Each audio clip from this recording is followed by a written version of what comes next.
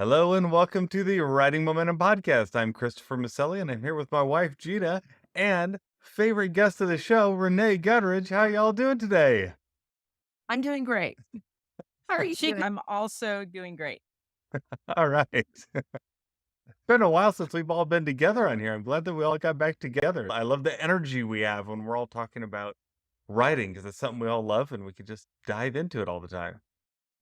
I agree, and I'm pretty excited about the topic today. I think this is gonna be a fun one. I think it'll be fun for us, but it's also hopefully fun for any listeners or viewers out there. That's right. So when we talk about writing, which is something we talk about all the time, there are so many different things that you can write. You can write books, you can write children's picture books, you can write nonfiction books and fiction books. But one of those things that a lot of people love to write are movies, screenwriters. And Renee is a screenwriter, and she can talk a little bit about that, and she has on here before. But as we got to talking about some of our screenwriting experiences, we started talking about, man, there are some movies that we think every writer need to see for one reason or another. Now, these aren't necessarily our favorite movies, though they might be. They're not necessarily the Academy Award winners of their year, though they might be. But these are movies that we think everyone ought to see for one reason or another. And I think we just need to go around the room. We need to make this like a powwow and say, everyone share what your favorite movie is and maybe why, and we can talk about it. Gina, do you want to start? Because I know yours is a classic. It is. Okay, so my favorite movie that I wanted to share today is been one that I have loved since I was a kid, since the first time I saw it many years ago, and that is Casablanca. It's the 1942 release. It was the one Best Picture Oscar that year, and it stars Humphrey Bogart, Ingrid Bergman, and the other person is, I'm hoping I get his name right, is Paul Henreid. And it's just a great movie set in World War II in Casablanca, Morocco, where the main character, Humphrey Bogart's character, owns a bar there. And he's a man who's given up on life. And finally, the person who destroyed him walks through the door, which is Ingrid Bergman. And so it's a love story, but it's also just this great story about this man who comes back to life and comes back to his true calling and his true passion. Fabulous movie. And I watched it recently. I've watched it many times. It really is one of my favorite movies.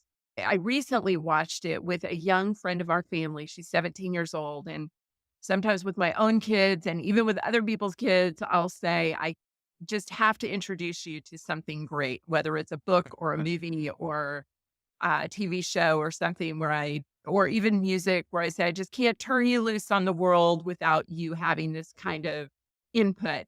And so we sat down and we watched Casablanca again.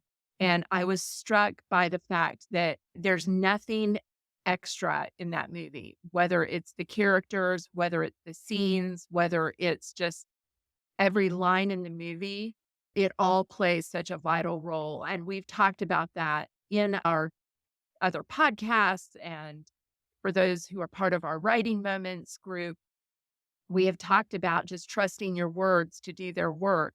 And every time I watch this movie, that's what I see is that every word has a part to play and a reason that it has been chosen and it is doing its job beautifully. It's like intentionality, isn't it? Every scene has a reason to be there. It's like we talk about with picture books. Every word must count, right? It's like every scene has to be there for a reason. There's nothing that's just that shouldn't be there. It seems like it's a very tight movie. Every single thing, and of course from a directional standpoint, I think every shot was very intentional too. Would you say that? I would say that, and I'm not a screenwriter, so I'm looking at this just from the fan perspective, and I'm listening to it just from the writing perspective of how the person who wrote it just wove the words together. But I know you have said, Chris, there are studies on Casablanca just from a screenwriting, and Renee, you could speak to that. Just what Casablanca why it is so valuable for us to watch for those who are interested in screenwriting. Yeah, and I know Robert McKee uses it in his story writing courses, and I think in the book story that he has, it's staple of the screenwriting and even book writing world. He talks a lot about Casablanca. So yeah, definitely a must see. Okay, who's next? You're jumping into it, Renee. What's yours? I'm going to actually say The Hunger Games, and there's a reason why. One of the reasons is because for most screenwriters, 95% of their work will come from adaptation work.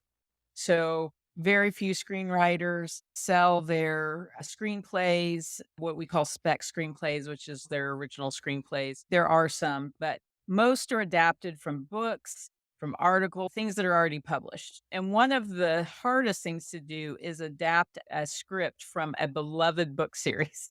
Can you imagine the pressure? And as those of us who love to read books know, hardly ever do you walk out of the movie going, boy, that movie was as good as the book. You just feel a little empty. People who haven't seen or read the book usually are, oh, that was a great movie. But if you've been able to be immersed in something more than just what the movie can provide.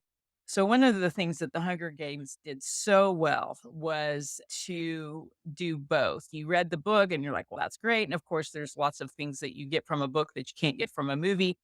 But when you went and saw the movie, you just felt they nailed it.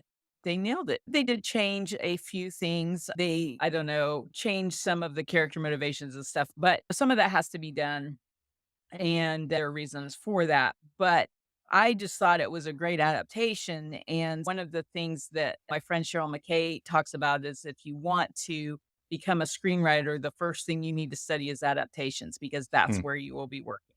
That's what you will be working on. Those will be your first jobs.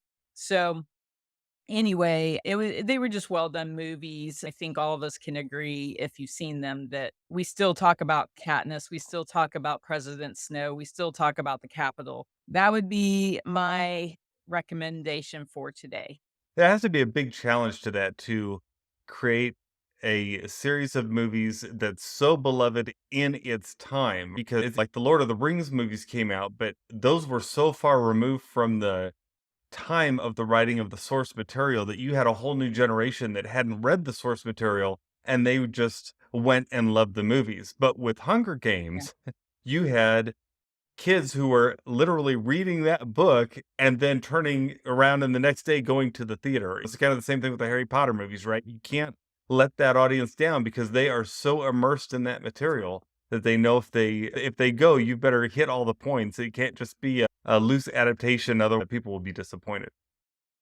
Absolutely. And the Harry Potter in particular, they were such long books. It was, yeah, incredible challenges in that regard. But so that's a little unique twist on a movie recommendation. Chris, what about you?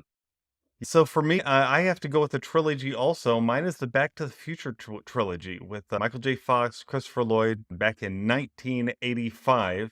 It was a good year, and I really love this trilogy because of the plotting of the whole thing. If you're wanting to study plot, this is a great trilogy to study plot with and to study each individual movie in the trilogy and see where the plot is very much the same because they follow some formulas in it, and then where they diverge, because, the 3rd one's a Western, and the second one's in the future, the first one's in modern time, and so you see that they use some devices that are the same and then some that are completely different. What I love the most, I like a few things. I like that there are some universal themes in the movie. It's got themes of destiny, right? You've got parental and child relationships, and you've got a great villain in Biff.